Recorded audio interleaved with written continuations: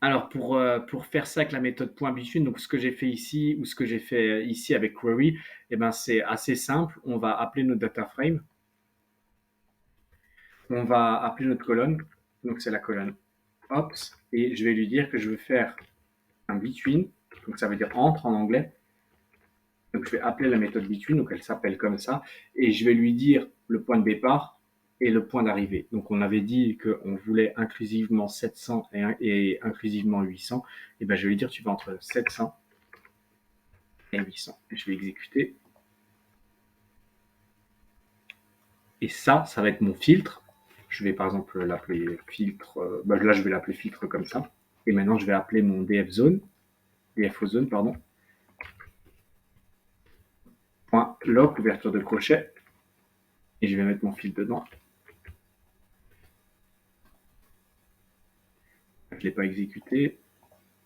Voilà, et donc on a le même résultat. Et si je veux le faire avec le query, je vais faire DFO zone.query.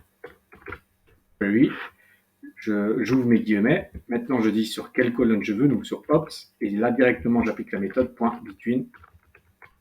La syntaxe est différente hein, entre un query et un lock. On va vous habituer à ça. Là j'appelle directement sur une colonne sans mettre les colonnes entre guillemets. Les guillemets ici, c'est pour le départ et la fin de mon query, mais pas de mes colonnes. Mes colonnes ne sont jamais appelées entre guillemets avec la méthode query. Donc là, je mets between et de la même manière, donc 700, 800, j'exécute et j'ai le résultat identique. Et il y a un paramètre qu'on peut rajouter qui est optionnel. Il est optionnel de toute façon, on le sait qu'il est optionnel parce que si ça n'avait pas été le cas, j'aurais eu une erreur. Et ce qui est optionnel, c'est un paramètre qui s'appelle inclusive et on peut lui mettre quatre valeurs, pardon. Mais il y a une valeur de base qui est both, donc ça veut dire les deux. Donc si j'exécute, il va avoir aucun changement. Qu'est-ce que ça veut dire? Ça veut dire que là, 700 et 800 sont inclusifs. Ça veut dire que si j'ai 700 dans ma colonne ou 800 dans ma colonne, ils vont être affichés dedans. Là, c'est pas le cas parce qu'il n'y avait pas la valeur 700, mais s'il y avait eu la valeur 700, elle aurait été affichée parce que je lui ai dit inclusif. Donc, si je précise rien, si je ne mets pas le paramètre de base ou pandas, cette valeur-là avec le point between et cette valeur-là sera inclusif. Donc, ils pourront potentiellement être affichés. Si on n'en veut aucun des deux, on prend l'inverse de both qui veut dire les deux en anglais. Si on veut dire aucun des deux en anglais, ça se dit neither et ça s'écrit comme ça. Et donc là, si je fais comme ça, je réexécute, on ne verra pas la différence, mais ici, il exclut 700 et il exclut 800. Donc voilà comment vous pouvez exclure.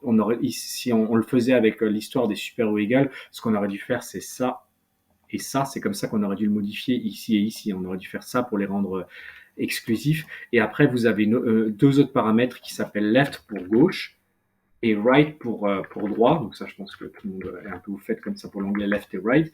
Et en gros, qu'est-ce que ça veut dire?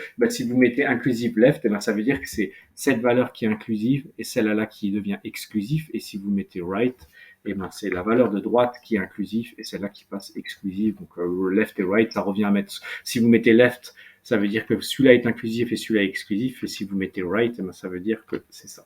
Donc c'est strictement les trois manières de faire que je vous ai montrées sont strictement identiques. J'aurais tendance à peut-être privilégier la point between qui est plus compréhensible, qui alourdit moins le code, puisque imaginons qu'on les veut en inclusif, on n'a pas besoin du paramétrage.